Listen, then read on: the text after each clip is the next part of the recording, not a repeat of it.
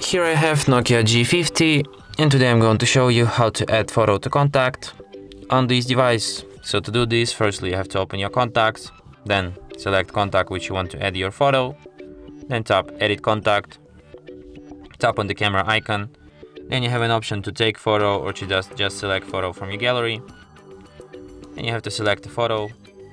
Here you can adjust this image and then just tap save copy, save, and as you can see, image will be added. And that's it. Thanks for watching. If you find this tutorial useful, don't forget to hit that like button and subscribe to our channel.